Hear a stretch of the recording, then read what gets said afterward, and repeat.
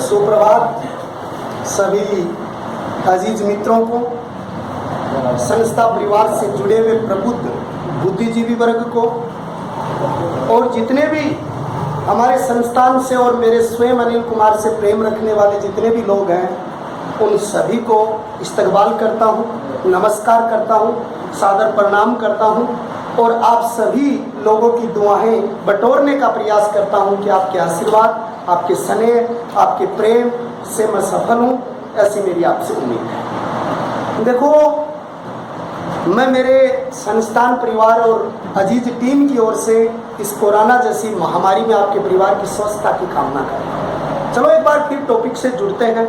कल हमने ज्योग्राफी का टॉपिक भेजा था, आज मैं हिस्ट्री का टॉपिक आप तक पहुँचा रहा हूँ। देखो, टॉपिक का नाम है जालोर चौहान वंश। ये जालोर जो क्षेत्र है, इस जालोर का नाम जालोर कैसे है? ये जालोर जो क्षेत्र है, वहां पर एक पेड़ पाए जाते थे और उस पेड़ का नाम था जालोर। और जब जाल के पेड़ों की एक सीमा बनती है, उस सीमा को क्या कहते हैं? लोर क्या होती है? सीमा। लोर क्या होगी? सीमा होगी। और जाल क्या होंगे? पेड़ होंगे। इसलिए इसका नाम क्या रखा गया? जालोर रखा गया। कहा जाता है इस जालोर क्षेत्र में एक ऋषि है जिसका नाम है जबालो। और उस जबालो ऋषि कौन से धर्म के हैं? जैन धर्म के। उस जबालो ऋषि की तपोस्थली, इसलिए इस जबालो ऋषि की तपोस्थली के नाम पर इसका नाम क्या हो गया? जबालीपुर हो गया। इसका नाम क्या हो गया? जबालीपुर हो गया। और उस जबालीपुर से धीरे धीरे इसका नाम जालोर हो गया। कहा जाता है कि यहाँ पर एक संत और हुए हैं नाथ संप्रदाय के, जिसका नाम है जालंधर नाथ। और उस जालंधर नाथ ओबलिक जालंधर नाथ के नाम पर भी इसका नाम जो है वो जालोर जुड़ा हुआ है। यहाँ पर एक प्रसिद्ध मंदिर बना हुआ है नाथ संप्रदाय का। उस मंदिर का निर्माण मान सिंह ने अपने गुरु आइसनाथ के कहने पर बनवाया। इस जालोर क्षेत्र में चौहान वंश की स्थापना हुई। इस वंश की चौहान शाखा। ये चौहान शाखा मूलतः किससे संबंध रखती है? नाडोल शाखा से। नाडोल शाखा का संबंध किससे है? पाली से है। पाली राजस्थान का वो जिला है जहां पर 8 जिलों की सर्वाधिक सीमा छूती है। एक प्रश्न और है, इस पाली क्षेत्र में रणकपुर क्षेत्र है जो जैन मंदिरों के लिए काफी प्रसिद्ध है। नाडोल शाखा से इनका संबंध है। इस जालोर क्षेत्र में चौहान वंश की स्थापना किसके द्वारा की गई थी? तो आपको पहले इसको लिखना है, स्थापना। तो स्थापना इनकी हुई थी 1182 ईस्वी। और 1182 ईस्वी में स्थापना करने वाले व्यक्ति थे, उसका नाम था कीर्तिपाल। क्या नाम था? कीर्तिपाल नाम।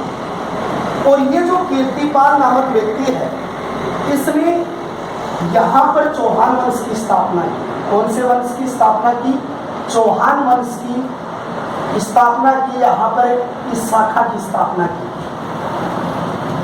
ये जो कीर्तिपाल थे, उसे इतिहास में उपाधि के नाम से जाना जाता है। उसको क्या कहते हैं? कीतु। ये कीतु क्या है? उपाधि। इस कीतु शब्द का अर्थ क्या होता है? इस उपाधि का अर्थ होता है महान। ये जो कीतु है, इसका आपने लिखा अर्थ, और कीतु शब्द का अर्थ होता है महान। एक प्रसिद्ध राजा होता है, उसको कीतु कहा जाता है। ये कीतु की उपाधि किसके द्वारा दी गई थी?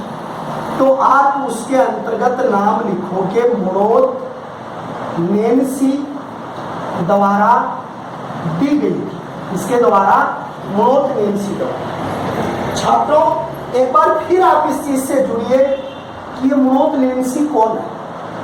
हर शब्द को तोड़ते जाओ, आगे पढ़ते जाओ। मुड़ोत नेन्सी जसवंत सिंह का दरबारी मंत्री था। कौन था भाई? जसवंत सिंह का दरबारी मंत्री था। और जसवंत सिंह कहाँ के राजा थे?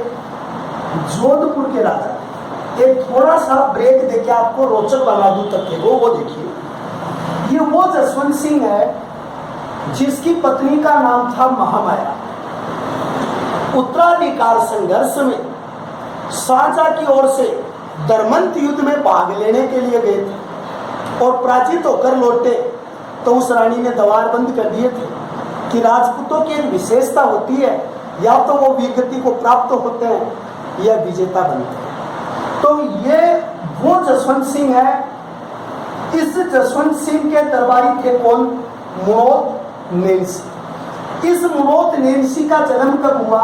1646। पिता का नाम क्या है? जयमल। माता का नाम क्या है? स्वरूप देवी। क्या नाम है? स्वरूप देवी इसकी माता का नाम है। अब ये गोद का क्या है? चारण है। और चारण का काम क्या होता था? जो दरबार में रहकर राजाओं की, सामंतों की प्रशंसा किया करते थे, वो प्रशंसा करने वाले क्या कहलाते थे? चारण कहलाते थे। प्रशंसा करने वाले व्यक्ति चारण कहलाते थे। अब देखिए इसके आगे की एक हिस्से। ये मुणोत नेनसी है, उसको राजपुताने का अबुल फजल कहा जाता है। क्या कहा जाता है? राजपुताने का अबुल फजल कहा जाता है। फजल कहा जाता है। दूसरी बात देखिए, अबुल फजल किसने कहा? राजपुताने का अबुल फजल किसको कहा जाता है? मुणोत नेनसी को कहा जाता है। लेकिन अबुल फजल किसने कहा? जयपुर के इतिहासकार मुंशी देवी प्रसाद। इतिहासकार मुंशी देवी प्रसाद ने इसको राजपुताने का अबुल फजल कहा। इस जयपुर के दो व्यक्ति बड़े महत्वपूर्ण हैं। एक तो मुंशी देवी प्रसाद जो राजपूतों को उपाधियां दे रहे हैं, और एक अंतरिक्ष में जाने वाले राकेश शर्मा 1984 में जब गए थे तो उस राकेश शर्मा का संबंध भी कहां से है? जयपुर से। तो जयपुर के इतिहासकार मुंशी देवी प्रसाद ने अबुल फजल कहा इसको। दूसरी बात देखिए, मुणोत नेनसी ने 2 पुस्तकें लिखी, तो आपकी हेडिंग होगी पुस्तक। अब पुस्तकें क्या है उसको देखिए। एक पुस्तक है जिसका नाम है मारवाड़ परगनारी विकट, और इसको राजस्थान का गजेटियर है। राजस्थान का गजेटियर कहते हैं, महत्वपूर्ण पुस्तक है। और दूसरी पुस्तक है नेणसिरी ख्या। दूसरी पुस्तक कौन सी है? नेणसिरी ख्या। पहली कौन सी है? मारवाड़ परगनारी विगत, राजस्थान का गजेटियर कहते हैं। और नेणसिरी ख्या ये इनकी दूसरी पुस्तक है। किसकी? यानी कि मुणोत नेनसी की। और मुणोत नेनसी ने इसे कित्तू नाम की उपाधि से क्या किया था? सम्मानित किया। फिर देखिए अगली चीज, यहां पर जो कित्तू नाम के कीर्तिपाल थे उसकी शक्ति का शासन केंद्र कौन सा था? जालोर का किला था। अब मैं आपको इसकी डिटेल बताऊं, आप ध्यान से देखें। ये जालोर पहले किसकी राजधानी रहा है? तो आप यहाँ पर एक शब्द लिखेंगे, गुर्जर प्रतिहार। किसकी थी? गुर्जर प्रतिहार। गुर्जर प्रतिहार वंश के कौन से शासक ने यहाँ अधिकार किया? नागभट्ट प्रथम ने यहाँ पर अधिकार किया है। कब किया है? तो आप यहाँ लिखोगे 8वीं सदी में किया है। और ये बात कौन कहते हैं?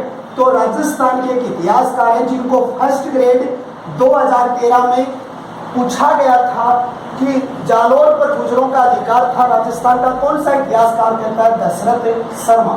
एक प्रश्न और क्लियर कर दूं, कालीबंगा को हड़प्पा सभ्यता की तीसरी राजधानी कहता है, वो भी कौन कहता है? दशरथ शर्मा ही कहता है। तो ये 2 बातें आप लिखें। तो गुर्जर प्रतिहार वंश के नागभट्ट प्रथम ने 8वीं सदी में यहाँ पर इस जालोर के किले का निर्माण करवाया था, अपनी राजधानी बनाई। इसका जीर्णोद्धार किसने करवाया? दूसरी चीज आपकी आती है जीर्णोद्धार। इसका जीर्णोद्धार धरावर्ष ने करवाया था। किसने करवाया था भाई? धरावर्ष ने करवाया था। और ये धरावर्ष ने कब करवाया था? 10वीं सदी के अंतर्गत इसका जीर्णोद्धार करवाया था। धरावर्ष नामक व्यक्ति थे, उनके द्वारा इसका निर्माण करवाया गया था। तो ये शब्दावली जो आपकी आती है, उस शब्दावली के अंतर्गत इसका उल्लेख है। दूसरी बात देखिए, यहाँ पर गुजर प्रतिहारों की एक जगह थी, उसका नाम है भीनमाल। ये भीनमाल है वो किसके लिए प्रसिद्ध है? बावड़ी के कारीगरों के लिए प्रसिद्ध है। बावड़ी के कारीगरों के लिए प्रसिद्ध है। एक चीज देखिए, भीनमाल की यात्रा किसने की? यात्रा की चीनी यात्री ह्वेनसांग। किसने यात्रा की? ह्वेनसांग। ह्वेनसांग ने कौन सी पुस्तक लिखी? सी यू और की। सीयू की पुस्तक में किसका उल्लेख है? इसका भीनमाल का। इसको क्या कहा इसने? पोलो भीलो का। एक बात। अगली चीज देखिए, ये जो भीनमाल है, इस भीनमाल में किसका आविष्कार हुआ? शून्य का आविष्कार। शून्य का आविष्कार। शून्य का आविष्कार किसने किया? ब्रह्म स्फुटिका पुस्तक में किया। किसका किया? ब्रह्म स्फुटिका नाम की पुस्तक में किया। किसने? ब्रह्मगुप्त ने किया। किसने किया? ब्रह्मगुप्त। ब्रह्मगुप्त। एक बात बहुत गजब है भाई, देखना, इसी भीनमाल में पैदा हुए यहाँ क्रम स्थली रही किसकी? शिशुपाल वधम के लेखक माद कवि। कौन किसकी रही? माद कवि। माद कवि क्रम स्थली रही। अब यहां से एक चीज देखिए, माद कवि को राजस्थान का शेक्सपियर कहते हैं। राजस्थान का शेक्सपियर पौलिक कालिदास कहते हैं। कालिदास कहा जाता है। कालिदास को भारत का शेक्सपियर कहते हैं। भारत का शेक्सपियर कहते हैं। वो किसको कहते हैं? कालिदास को कहते हैं। तो ये भीनमाल भी गुजर प्रतिहारों की राजधानी के रूप में या एक प्रसिद्ध स्थान के रूप में विकसित हुआ था, या भीनमाल क्षेत्र के रूप में इनको विकसित किया गया था। जालोर क्षेत्र है, उसमें दो पहाड़ियों का जिक्र आता है। एक स्वर्ण गिरी, ये भी एक पहाड़ी है, और एक कान का चल, ये भी एक क्या है? पहाड़ी है। ये दोनों पहाड़ियां हैं जिन पर जालोर का किला बना हुआ है, इसलिए उसको स्वर्ण गिरी भी कहते हैं। और दूसरे नंबर पर इसको क्या कहते हैं? स्वर्ण गिरी भी कहते हैं। स्वर्ण गिरी और कान के चल पहाड़ियों के कारण इस किले का नाम स्वर्ण गिरी या कान का चल भी कहा जाता है। आपने एक कहावत सुनी है बूढ़े बुजुर्गों से, राई के भाव रात गए। ये कई बार कही जाती है, जब भी आदमी गुस्से में होता है तो कहता राई के भाव रात गए। तो ये कहावत जो है वो किस किले के बारे में कही जाती है? जालोर किले के बारे में कही जाती है कि राई के भाव रात गए।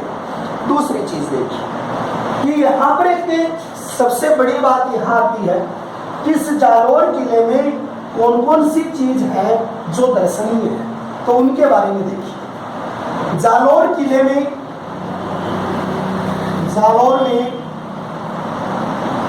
मलिक साहब की दरगाह है। किसकी दरगाह है? मलिक साहब की दरगाह। नोट लगा के बता दूं, अगर मीरन पूछ ले तो अजमेर कर देना, अगर मीठे पूछ ले तो आप गागरोन लिख देना, ठीक है।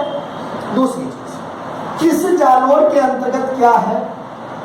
संस्कृत पाठशाला है। किसके द्वारा निर्मित? राजा भोज। और भोज कौन से वंश के थे? परमार वंश के। राजा भोज किस वंश के थे? परमार वंश के थे। और यहाँ पर एक संस्कृत पाठशाला, उसका नाम है तो संस्कृत पाठशाला। ये बात भी आपको याद रखनी। इस किले के अंतर्गत जो अगली चीज है वो कौन सी चीज है जो बहुत प्रसिद्ध है? यहाँ पे प्रसिद्ध मंदिर है सुंधा माता का मंदिर। अब यहाँ से थोड़े सक्रिय हो जाओ और एक बात और सुनो मेरे ध्यान से। इस सुंधा माता के मंदिर पर राजस्थान का प्रथम उड़न खटोला या आप इसको कह सकते हो रोपवे 2006 में स्थापित किया गया। उड़न खटोला क्या होता है? यानी पर्यटन को बढ़ावा देने के लिए, पर्यटन के विकास के लिए दो पहाड़ी होती है, उन पहाड़ियों को मोटे तार होते हैं, उन पर डोलियां या टाइल फिट हो जाते हैं और दो पहाड़ियों के ऊपर जो लगाए जाते हैं उसको रोपवे कहते हैं। रोपवे का मतलब होता है दो पहाड़ी क्षेत्रों को जोड़ा जाता है। वो इस सुंधा माता के प्रसिद्ध मंदिर में। जालोर क्षेत्र में एक प्रश्न आप मेरे से कमेंट करके पूछोगे, इसलिए मैं पहले ही बता दूं कि आपको कमेंट ना करना पड़े। यहाँ की कुलदेवी आप लिखोगे कि और वो लिखोगे आशापुरा माता, लेकिन आप ये कहोगे कि सर हर वंश की एक ही कुलदेवी होती है, तो यहाँ चौहान के जालोरों के अलग कुलदेवी क्यों है? क्योंकि जालोर के चौहानों ने अपनी कुलदेवी दूसरी को स्वीकार कर लिया था, अपनी शाखा अलग बना ली थी, इसलिए आशापुरा माता है। लेकिन आप ये कहोगे सर ये आशापुरा माता, इसका तो हमने बिरसा जाति में भी पढ़ा है। ये मैं देवियों में बताऊंगा। इस आशापुरा को मानने वाली महिलाएं मेहंदी नहीं लगाती, और मेहंदी के लिए सोजत प्रसिद्ध है, लाल मेहंदी के लिए गिलुंड प्रसिद्ध है, और मेहंदी सौभाग्य सुहागी की क्या है? पहचान है। किसी विशेष प्रसंग में अगर आशापुरा माता आए तो आपको जालोर ही लिखना है, लेकिन यहाँ आराध्य देवी का दूसरा मंदिर बना हुआ है। वो किसका बना हुआ है? जीण माता, जो मीणा जाति की कुलदेवी है, शेखावाटी की कुलदेवी है। हर्ष की पहाड़ियों में बना इसका प्रसिद्ध मंदिर नेवासा सीकर का प्रसिद्ध मंदिर है। तो ये जो भव्य मंदिर है वो भी आपके किस स्थान के ऊपर आता है? वो भी जालोर क्षेत्र के अंतर्गत आता है। चलो अगली बात करते हैं। इस जालोर के अंदर एक मंदिर है सीरे का मंदिर। सीरे का मंदिर है, ये भगवान शिव का मंदिर है। सीरे का मंदिर है, और वो सीरे का मंदिर किसका है? भगवान शिव का सुप्रसिद्ध मंदिर के रूप में स्थापित करवाया गया है, और वहां पर सीरे का मंदिर शिव भगवान को समर्पित है। इस जालोर के किले के अंतर्गत क्या बनी हुई है? तोप मस्जिद। क्या बनी हुई है? तोप मस्जिद। जो किसने बनाई थी? एके ने बनाई। एके का मतलब क्या? अलाउद्दीन खिलजी। और अगर खैर अनिल कुमार मेरा नाम भी लिख दो तो ठीक है, एक जगह तो मेरा भी नाम आए, वो अच्छी चीज है। तोप मस्जिद के बाद में दूसरी मस्जिद थी फिरोजा। ये भी किसने बनाई? एके ने। लेकिन फिरोजा से मेरा कोई लेन देन नहीं था, इसलिए इसको छोड़ दिया। तो फिरोजा मस्जिद जो है, उस फिरोजा मस्जिद का निर्माण भी अलाउद्दीन खिलजी ने करवाया। और ये दोनों मस्जिद किस किले की शोभा बढ़ाती है? जालोर किले की शोभा बढ़ाती है। यहाँ पर इस किले में जोगी माता का मंदिर है। किसका? जोगी माता का मंदिर है। लेकिन नोट लगाओ, क्या लगाओ कि अगर यहाँ जोगी महल पूछ ले तो जोगी महल आपको लिखना है रणथंभौर किला। क्या लिखना है आपको? रणथंभौर का किला आपको इसके अंतर्गत लिखना है। दूसरी चीज देखिए, इस किले के अंतर्गत जो और दर्शनीय चीज आती है वो एक चीज आती है नटनी की छतरी। अगर नटनी की छतरी है, देखो नटनी जो होती है एक तो ये सौंदर्य की धनी होती है, और यही कारण है कि जोधपुर का मदेना परिवार जीवन में नटनी को नहीं भुला पाएगा। कहते हैं ना, तेरी पायल की झनकार को हम भुला नहीं पाएंगे, जिंदगी में खुद चले जाएंगे, तेरे नृत्य की गाथा को भुला नहीं पाएंगे। हम तो उस सियासत के वो मोहरे थे, शतरंज की तरह शराब में तेरी पायल में फेंक दिए थे, अब वो राज चला गया, इसलिए नटनी तेरे सौंदर्य को हम भुला नहीं पाएंगे। तो ये नटनी का सौंदर्य था। महिपाल मदेना भी बुढ़ापे में जाके थोड़ा गड़बड़ हुआ, सड़बड़ुआ नहीं होना चाहिए था, लेकिन हो गया, कोई बात नहीं। अब नटनी की छतरी बनी है वो जालोर में, लेकिन नटनी का क्या बनेगा? चबूतरा। कहते हैं ना कि मान की उस औकात क्या थी कि ताजमहल बना दे, हम तेरे लिए उससे बेहतर महल बना देते। ये तो इतिहास की सुर्खियों में हम राजा नहीं रहे, अन्यथा तो 2-2 ताजमहल बनवा देते। तो भाई ताजमहल तो चलो नहीं बनेगा, चबूतरा बना देंगे, किसी के सारे आपके नाम की 2 कुर्सियां लगवा देंगे, वो भी नहीं लगी तो कोई बात नहीं है, वफा की यादगार रखना, राशन कार्ड से तेरा नाम ही कटवा देंगे तो कोई बात नहीं, चबूतरा बन गया। अब दूसरी चीज देखिए, इस छतरी और चबूतरे के अलावा तीसरी चीज यहाँ पर क्या बनी, और वो तीसरी चीज यहाँ पर बनी वो बनी थी यानी बाड़ा। बाड़ा, ये बाड़ा क्या होता है, ये राजस्थानी एक शब्द होता है, जो एक मवेशियों का जो रहने का स्थान होता है उसको बाड़ा कहते हैं। और नटनी का बाड़ा पूछे तो अलवर कर देना, नटनी का चबूतरा पूछे तो पिछोला कर देना, और नटनी की छतरी पूछे तो क्या कर देना, जालोर कर देना। ये तीनों ही प्रभावी रूप से कम्युनिकेशन के प्रश्न है और नटनी के नरते हैं। तो ये अब इतिहास की नटनी कितनी प्रसिद्ध है वो देखिए। एक नटनी वो थी जिसने पिछोला झील को पार करने में लाखा सिंह का आधा राज्य ले लेती, वो नटनी है जिसका तो बना हुआ चबूतरा, ये पिछोला झील के किनारे। एक नटनी वो थी जिसका सम्मान जालोर से जुड़ा हुआ था, उसका बना हुआ है यहाँ पर छतरी। और एक नटनी थी जिसने जगन्नाथ रसोइये के माध्यम से स्वामी दयानंद सरस्वती को जहर दिलवा दिया था, जोधपुर की। और एक नटनी थी जिसने 1 सितंबर 2001 को महिपाल मद्रेना को जेल में भिजवा दिया था, जिसका नाम था भंवरी देवी। कहते हैं ना, भंवरे के जाल में भंवर गुथ गया था। महिपाल की कुछ ऐसी विशेषताएं थी कि वो भंवरी के जाल में फंस गया था, वो जाल से निकलता नहीं, उससे पहले उसने उसकी हत्या करवा दी। इसलिए कहा जाता है कि वो भंवरी के जाल में नहीं, भंवर जाल में फंस गया था। तो वो फंस गया बेचारा, चलो कोई बात नहीं, फंसते रहते रहते चलते रहेंगे। कुछ लोग और भी हैं जिनको मैं बताऊंगा जो अभी भी फंसे हुए हैं, लेकिन वो आगे बताते हैं, अगले एपिसोड में मिलते हैं, इससे बात नहीं। अब उसके बाद की अगली बात करते हैं। अब उसके अंतर्गत आपने पढ़ा कि भाई जालोर जो क्षेत्र है उसका शासक था कीर्तिपाल। कीर्तिपाल के पास यहाँ का शासक बना जिसका नाम क्या था, सामंत सिंह था। और सामंत सिंह के पुत्र थे जिसका नाम क्या था, कानड़ देव था। और कानड़ देव बहुत बड़े शक्तिशाली शासक थे। इस कानड़ देव के इतिहास जानकारी के स्रोत पद्म नाभ नामक लेखक है, ध्यान से सुनना इस पुस्तक का नाम। उसने पुस्तक लिखी संस्कृत में, कानड़ देव प्रबंधन नाम की पुस्तक लिखी। और कानड़ देव प्रबंधन नाम की पुस्तक के अलावा दूसरी है वीरमदेव सोनगरा लीबार। क्या इसमें दूसरी पुस्तक है, वीरमदेव सोनगरा लीबार।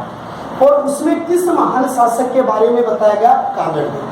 कानड़ देव की पत्नी का नाम क्या था, पत्नी का नाम था जेतल देथा।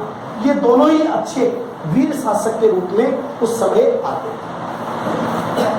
इस जालोर क्षेत्र से पहले एक किला और आपका यहाँ था, और जालोर से पहले एक किला जो बना हुआ था उस किले का नाम क्या था, सिवाना।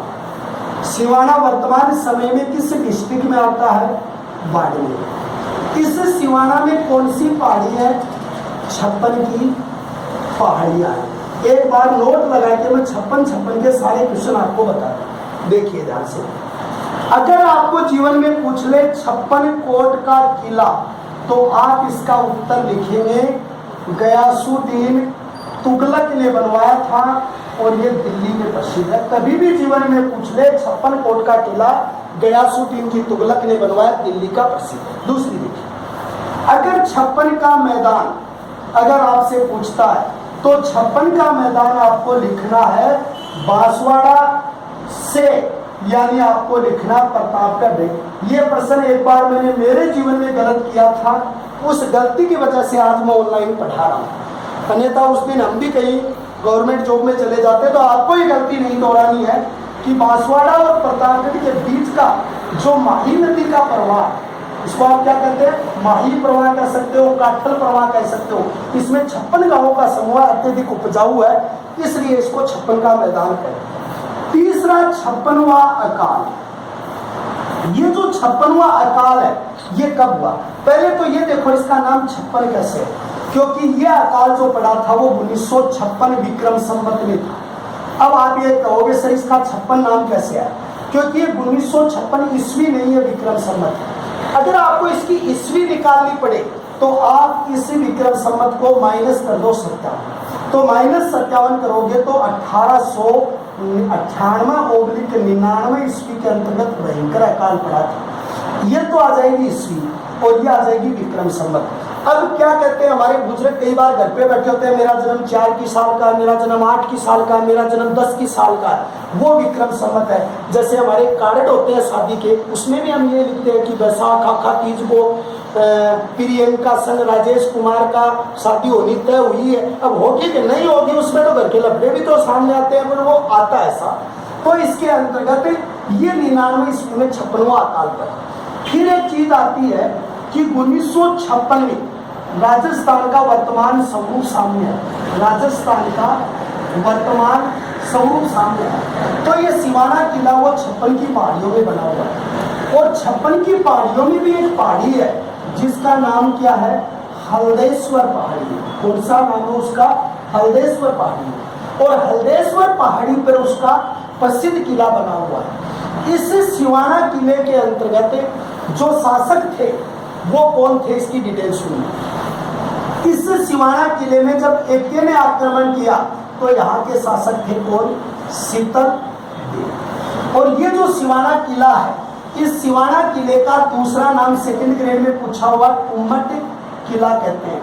ये कुम्मट क्या है, ये एक झाड़ी है, छोटी झाड़ी होती है, उसके कुम्मट के बीज होते हैं। जैसे पंचकुटा होते हैं ना अपने, जो काचरी होती है, सांगरी होती है, सब्जी होती है, तो उसको कुम्मट भी एक बीज उसमें शामिल होता है। कुम्मट का किला भी कहते हैं। इस सिवाना किले का नाम अलाउद्दीन खिलजी ने बदलकर क्या कर दिया था, खेराबाद कर दिया। किसने कर दिया, एके ने कर दिया।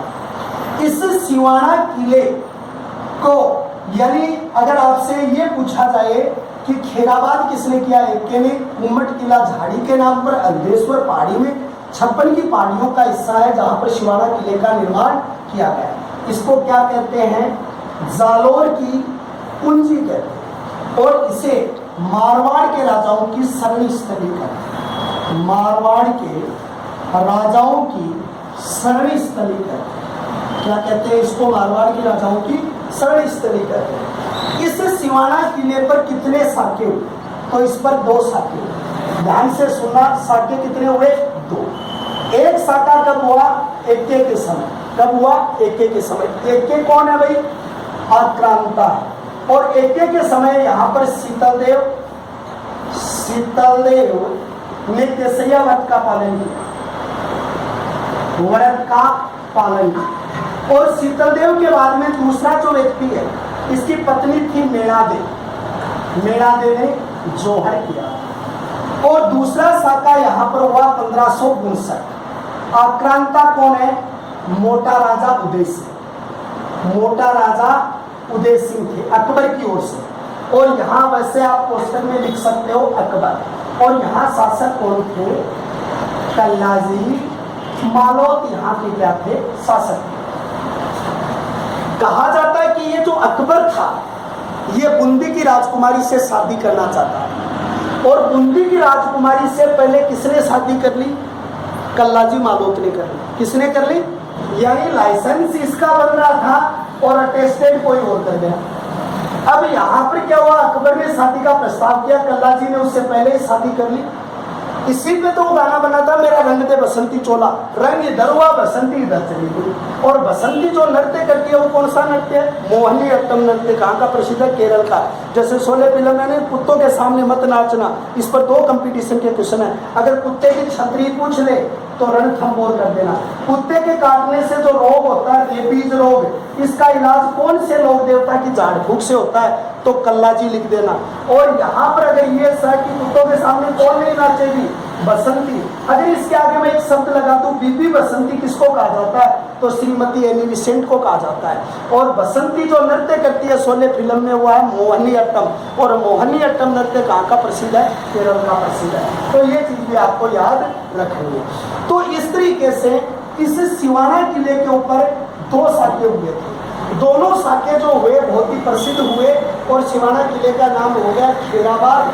लेकिन अलाउद्दीन खिलजी ने जब सिवाना पर आक्रमण किया तो उसके साथ विश्वासघात किसने किया, भावला नामक व्यक्ति ने किया था।